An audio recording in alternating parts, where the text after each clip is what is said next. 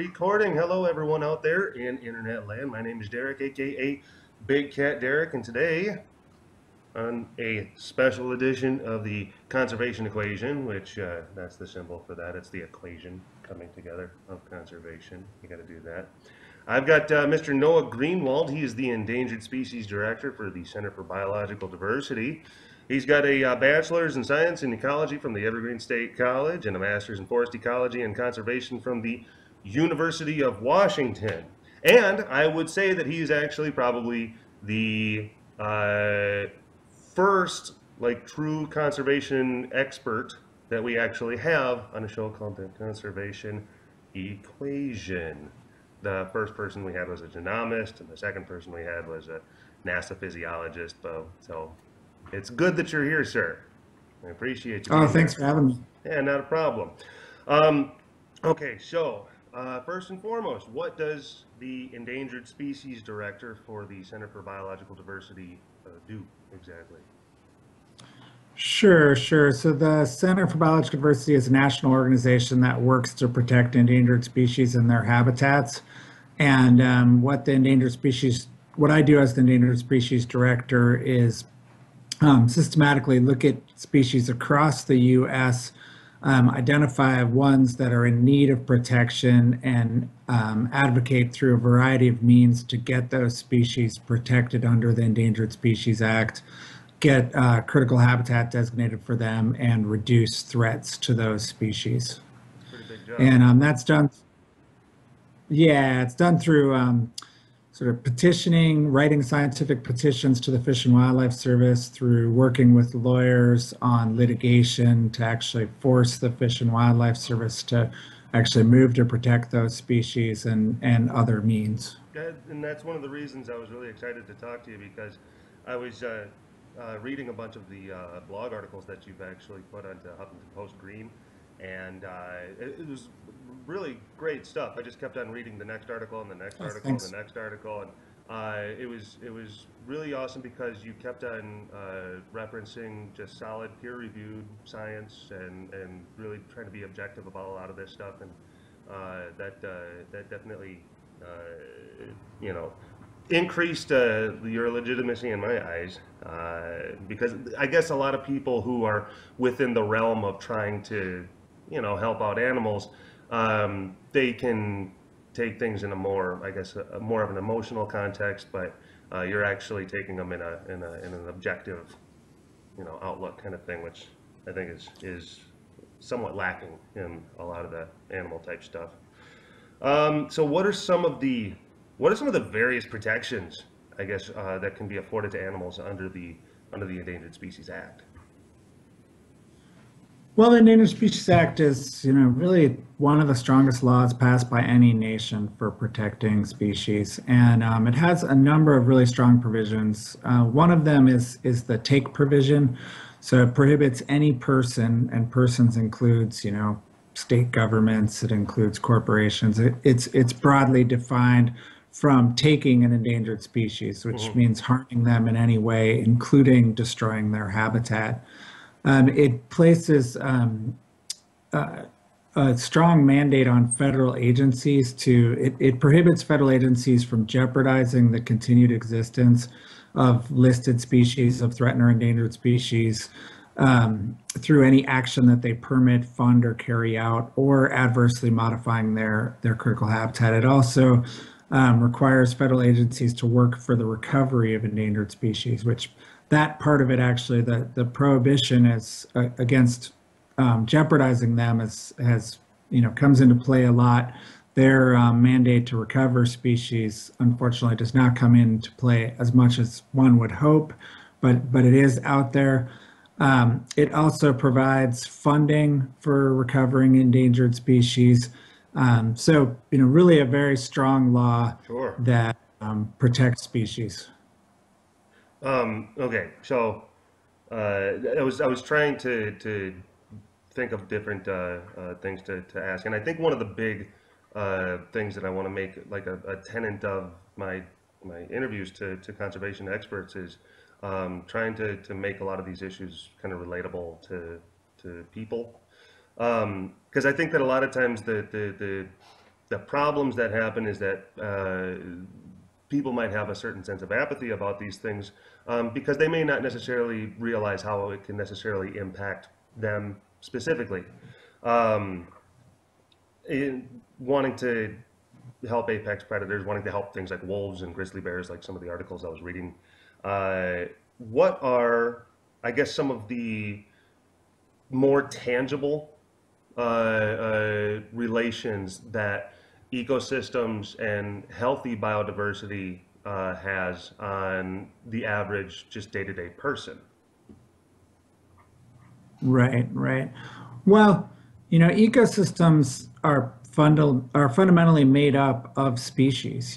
Species are the parts essentially in an ecosystem, and there's a lot of science to show that diverse ecosystems are healthy ecosystems and that they're well-functioning ecosystems.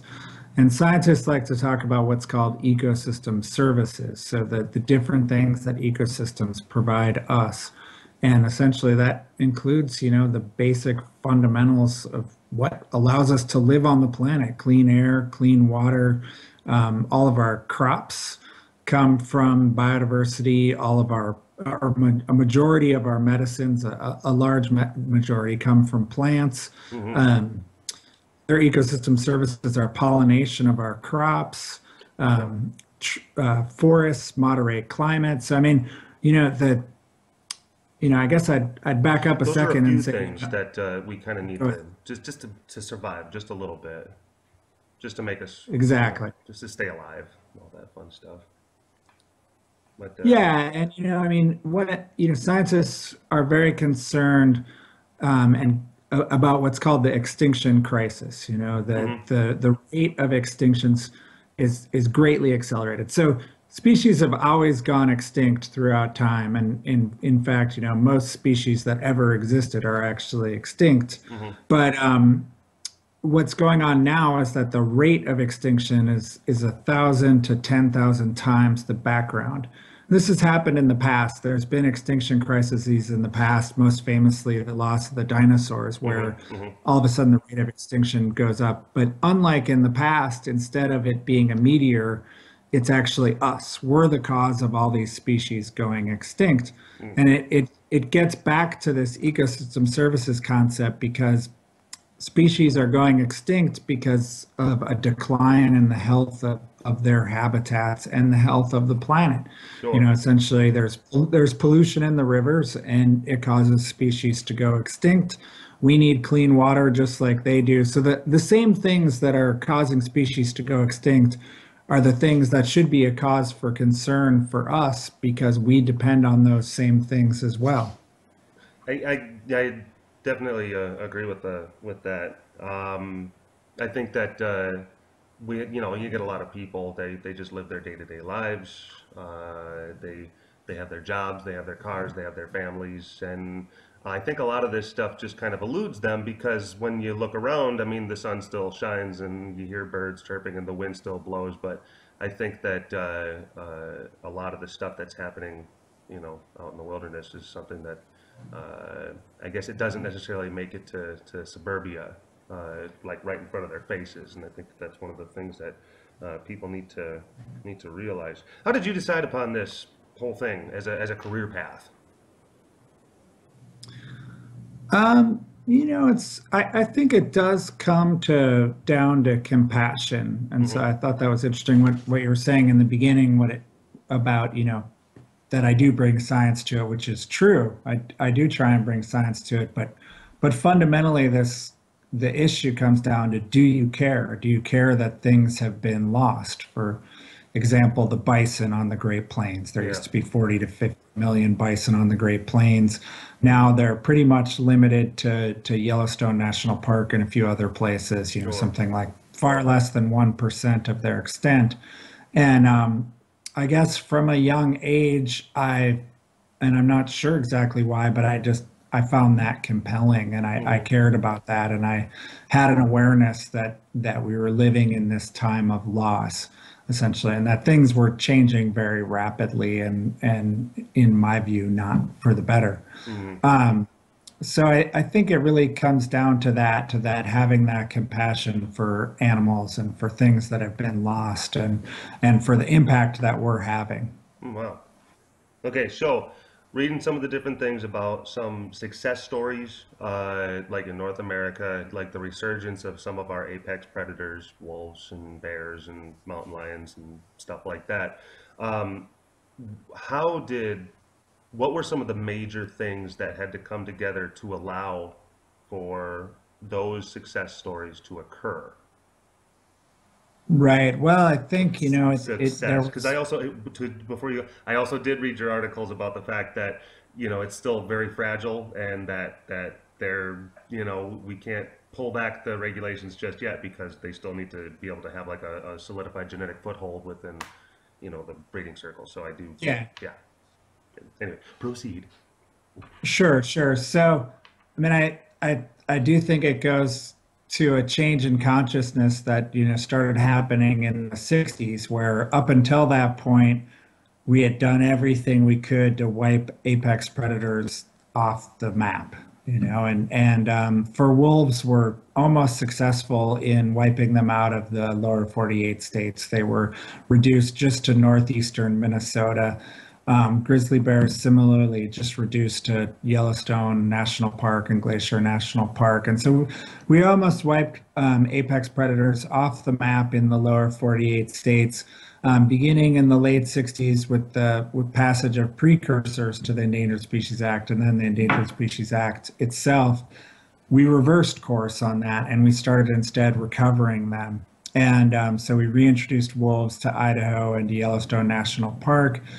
They also spread in from Canada, and they successfully colonized quite a bit of habitat in the Northern Rockies. And Cool. so, it was really a change in mindset. One thing that, I mean, you're right, they're currently in less than 10% of their historic range, gray wolves. So they've recovered in a good part of the Great Lakes and the Northern Rockies, and the Mexican gray wolf is struggling to recover in the Southwest, but there's still a lot of habitat where they could be. And, truthfully, those attitudes that these are just, creatures to be hated and to be killed still carries some weight. And we do, we've seen some reversal where they've lost protection and there's been hunts. Yeah. And that's something we've tried to pose. One thing that's been interesting in recent years that there's been a growing awareness of is that actually large predators in Europe, which we think of as, this very crowded, very, long civilized place, are actually having a big resurgence. There's brown bears, which are essentially, they're the same species as grizzly bears, and wolves have expanded their range in Italy, in France, in Spain, in Greece, in Germany. There's actually wolves now a couple hundred miles outside of Rome in Oh, Italy. wow. And I saw an article just last week that they're looking at reintroducing the lynx to Great Britain. So, as people can live with these animals Sure. and we can have coexistence, they play incredibly important roles in ecosystems. And it's just a matter of just us and whether we're going to, be tolerant and be willing to work with living with large predators. As far because that's the animals that I work with at the facility over here are going to be your more exotic cats and stuff like that. But as far as those types of animals are concerned, those large predators, what are some of the big like human animal conflict mitigation strategies that I guess people will try to employ? I know that there's like been pushback from like sport hunting type individuals and then also livestock type individuals. Um, what are some of the mitigation strategies, at least on the livestock end, just to help them put their mind at ease about some of these Sure, predators? sure. So I mean that is really livestock. Is the greatest source of conflict with apex predators. Wolves in particular because they're very much an adaptable predator that preys on pretty much every ungulate in North America. Elk, bison, moose, muskox. They prey on all of those. Cows just They're fit very equal right opportunity into. and they're very accepting wolves. Yeah, It's very nice. Very 21st exactly. They're century very of them, accepting. honestly. And so cows do fit into there, and they do occasionally prey on cows. I will note, however, though, is in terms of what cows die from, wolves are just in an infinitesimal fraction of that. It's a very small. Oh It ends yeah. up being a very small number. Well, Um, to interject really quickly, the way that we feed our cats at the facility is through livestock donations, and I mean, we live in ranch land, and I mean, stuff is just dying all the time. So I mean, they don't yeah, necessarily need a tremendous amount of help to kick the bucket, so to speak. yeah, exactly. So it ends up being a small thing, but in some cases, if a rancher has a big overlap with a pack or packs of wolves, it can have an economic impact on Sure. individual ranchers. In recent years, there's been a whole lot of work to understand how ranchers can reduce their risk from losing livestock. Hmm. And and those have been shown to be effective, actually more effective than killing wolves. The studies, the studies that have been done that look at killing wolves found that it really didn't do much to reduce livestock loss. Really. In fact, there was a study in Minnesota where they looked at where wolves had been killed in response to livestock depredation and looked at whether that meant that they were less likely to lose cattle the next year. And they found that in fact they weren't. Oh well. And that's because if you have a situation where you're exposing your livestock to risk and you have wolves there, if you kill a couple of them but there's still wolves there, you're not really going to do anything to Yeah. change the situation. um, and it really comes down to what the model was for ranching in North America. I mean, essentially the model for most of the 1900s was, let's kill all the predators, Hmm. and then let's try and spread our livestock out, often on public lands in the West. Let's spread our livestock out as widely as we can in Yeah. order to maximize use of forage.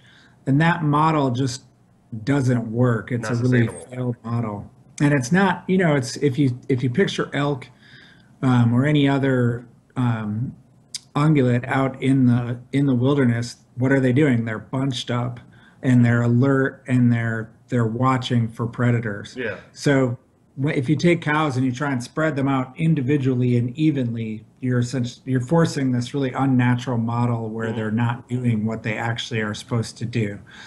So that's part of the change is different breeds of cattle that are more likely to bunch up, having Sure. them bunched up, um, having range riders out there, fencing them during calving season, because that's obviously when they're most vulnerable, is There during was a calving study, season. one I did read a study about brick walls being very effective against wolves that Oh yeah, huffing and I could I could just imagine. it was I can't Yeah. remember where it was, which journal it was published in, but it was pretty good. Anyway. Okay. Yeah, I could see that. They use this stuff, actually, interestingly, they use this stuff, fladry, on Flattery. fences, which is just little flags, Uh-huh. essentially, that hangs down off the fences. Hmm. And apparently that works pretty good. It's somehow just the movement of it. It just kind of freaks them out a little bit. It freaks them out. Yeah. Now, So aren't there that's, aren't they there often talk actually about. like some livestock animals like I've even heard of like people like employing like mules and stuff like that to because they're very they can be very aggressive and they can be very protective of whatever group that they happen to be in. Is that like another option Yeah, that some that's people have right. employed? Guard animals is something that people often use, and Sure. sometimes it's dogs. I have heard of mules. I think even llamas in some cases they use llamas. But yeah, guard animals is one of the things. We have a llama here. She only has one. She's missing a leg though, but I think that she would be able to. Okay. She would probably just want to smooch you to death. That's all she's good for. Um, okay.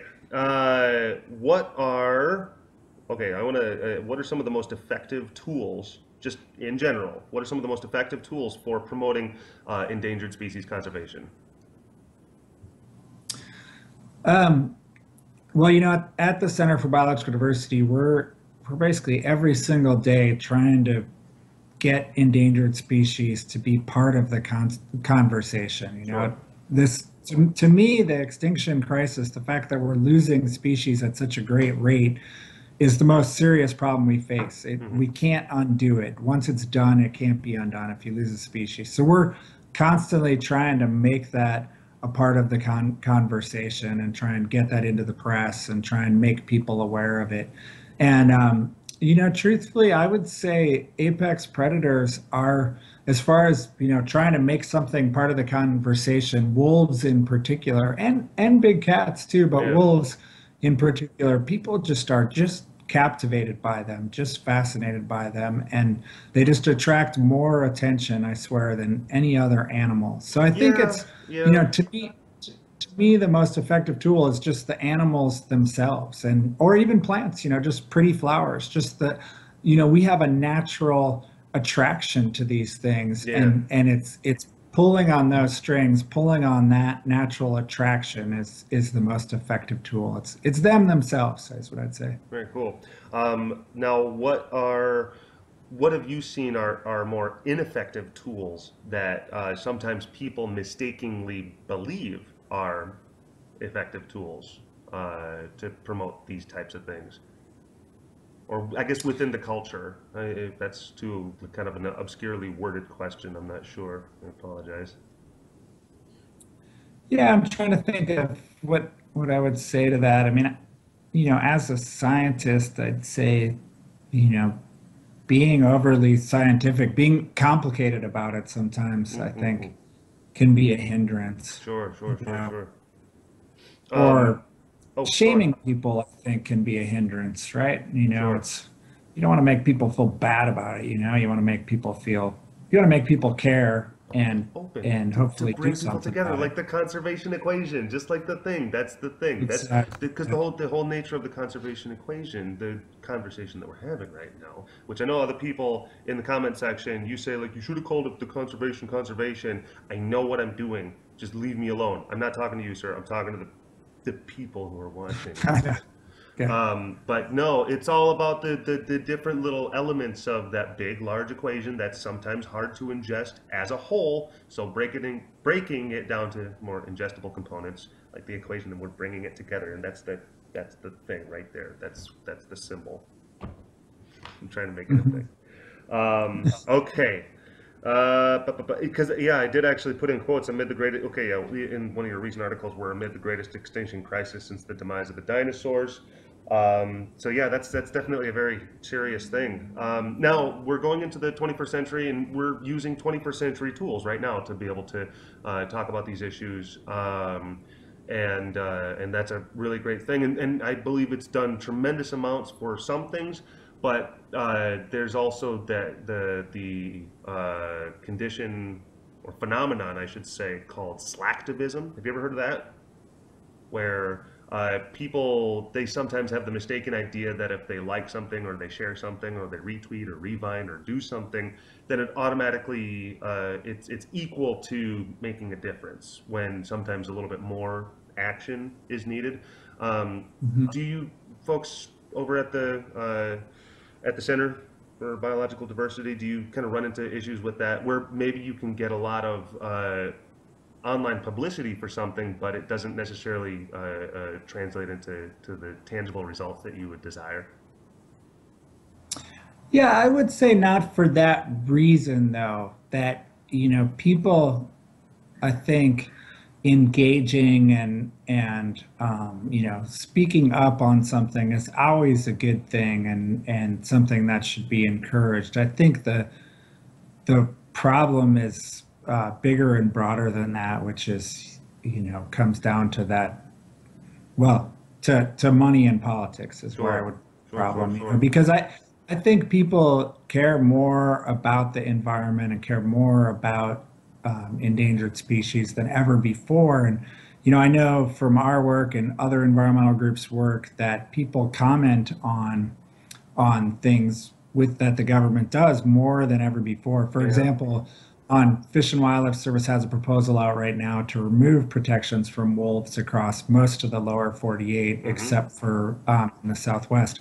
And that generated that proposal generated more than 1.5 million comments in opposition to that, which is just an incredible amount of people who are weighing in and saying, no, I want to see wolves protected. Yeah. And I think the problem is that our government is really not, dominated by public opinion. It's dominated by special interests that exude a lot of influence over it. And so I think that's really, I wouldn't put it on slacktivism. I would put it on that problem instead. Well, I will say that I do believe that one of the greatest democratizing forces in the world today is our information-based technology. It's our social media, it's our interconnectivity, it's our ability to instantaneously transmit information across the planet with each other. It's leveled the playing field in a way that has never been done before. So yeah, I'm with you on that one.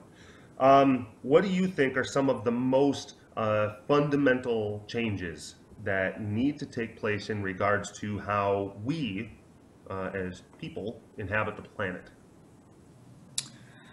Well, I think there's a couple things. I mean, well, it comes down to two things, really. It comes down to population and consumption.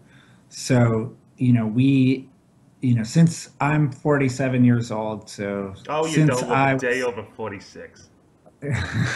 Thank you.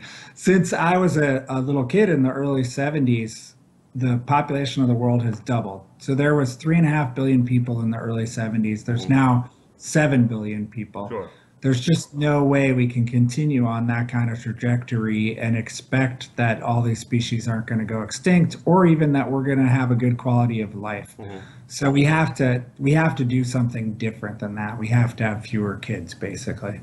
And it's amazing how fast that would make a difference. If everyone just had one kid, the population would go down. It's under a couple billion by the turn of the next century. So people can still have kids. They just have to have fewer of them. So that's a big deal, and that takes education, and that takes reproductive freedom for women, and that takes access to being able to control our own reproduction for women in particular. It takes women's rights, really, is what it comes down to. Oh, totally. Totally agree with that. Well, one so thing there's that also, just to interject really quickly, Sure. I know that the birth rates in oftentimes like third world countries they skyrocket because, generally speaking, you're going to be looking at playing a numbers game. I have to keep on pumping out as many kids as possible because the likelihood that they'll all, or some of them might not make it, is relatively high. But then they've done different studies that have showed that in a lot of industrialized countries, that the birth rates will slowly begin to start to plateau. And I think that's, for me personally, I think one of the best things for wildlife populations is to help the economies of people populations, so that it's true. And yeah, for sure. And I think consumption gets at the next thing. We just have tremendous inequality in our world where, the US in particular, just per capita consumes way more than most other countries in the world. And, that requires more resources. It requires more land. It is, leading to greater habitat destruction, and it also impoverishes people in other places as well. If you have some countries that are rich and some countries that are poor, then it's not a system that works. And so that consumption, again, uses more resources, takes up more land, causes more species to go extinct, but it also probably contributes to the population crisis in itself, just by leaving some people so poor. Sure.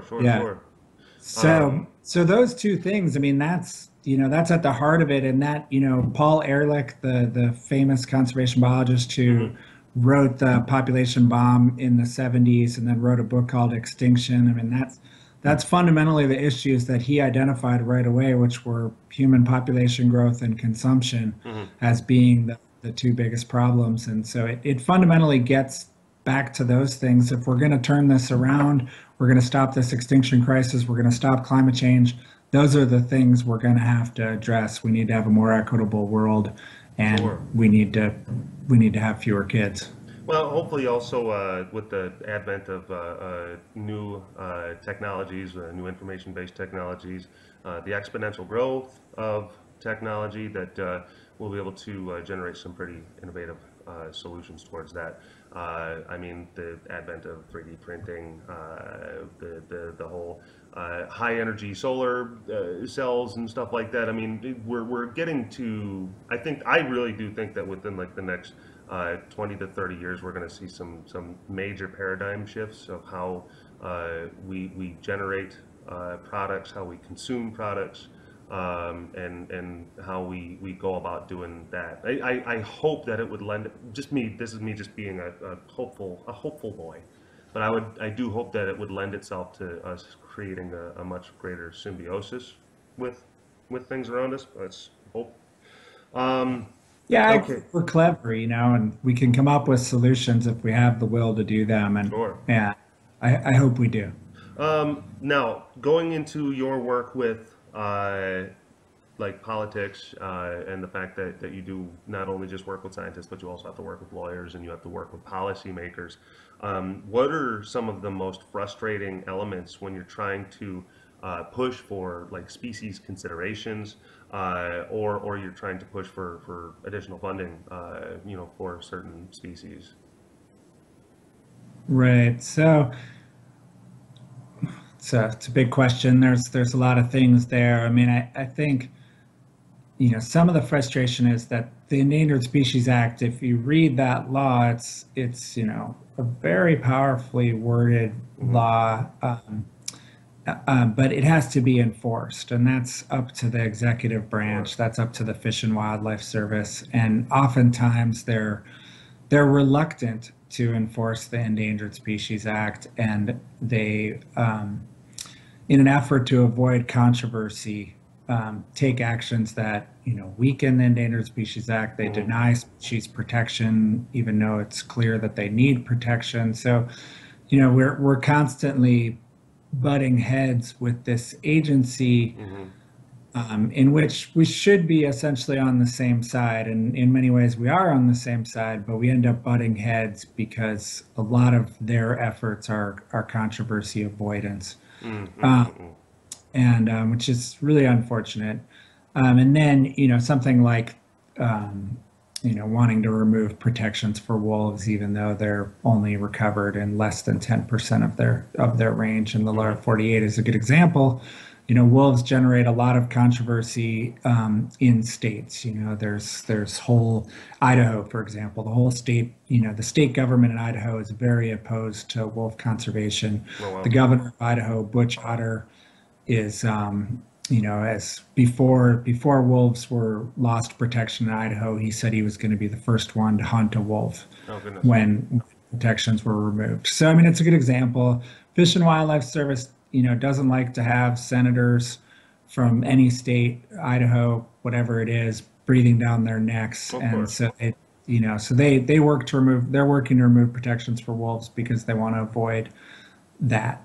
And so that is a real source of frustration. Then I think the second thing, and just as importantly, is just the lack of funding and priority that endangered species gets in Washington, D.C. So the entire endangered species budget for Fish and Wildlife Service is somewhere around 170 million a year, and You had we written in one spend of we your recent articles that it was uh, equivalent to one piece of equipment or something like that. That I can't remember. Yeah, I'm that's butchering the it. one I usually compare it to. We Okay. spend about 199 million on an F-35C. That's the Lockheed Martin. It's the most sort of up-to-date fighter jet that we have. So we spend more money on one fighter jet than the entire endangered species budget of the Fish and Wildlife Service. So I mean that's just terribly frustrating to see, and Sure. to even the Obama administration, which is, a Democratic president and, friendly to the environment overall, endangered species is just not a priority issue for them and not something that they that they pay attention to or talk about, or And again, it yeah. goes back to one of the earlier points. Do you think it's because people, I mean, like, still we can look outside our window and see blue sky and we can see green grass and we can just see the wind blowing and we just kind of think that things are just kind of peachy? Do you think that that's part of it, kind of where that a lot of that comes from? That things still just kind of look like relatively okay outside? Yeah, I think it's a lack of awareness, and I think it's, um, people people rate, just whether people are worried about having a job and, and making sure they have enough money for their family, and and I understand that is important, and sure, that of course. And so I think it does get to that people, you know, aren't aren't aware of these problems and aren't Sure. aware of what's happening, and so and that's what we're trying to deal with. We're trying to make them aware. Sure, sure, sure. So I guess we're gonna be coming here near to the end of the interview. What's the biggest message that you try to like? I mean, I'm sure that you've already hit upon it and everything, but I mean, just to kind of cap a lot of the discussion off, like what's like basically the biggest message that you try to give to policymakers, to lawmakers, and then just to average citizens as far as conservation and protection of endangered species is concerned? Well, I'd say that, the biggest, most important message is that, we can save species, and we have saved species. There are the wolf, as we mentioned, is a great success story. There's the gray whale. We stopped whaling, and so many whale species have come back. So we banned DDT, it's another great example, and we didn't lose the bald eagle or the peregrine falcon because of that. So, we can take steps to make things better, and it just takes compassion, and it takes caring, and Sure. it takes thinking about how we impact things. What last question? What can regular people do to aid in the work that you and the organization that you're working with too, the Center for Biological Diversity? What can regular folks do to help those types of Sure. Well, causes?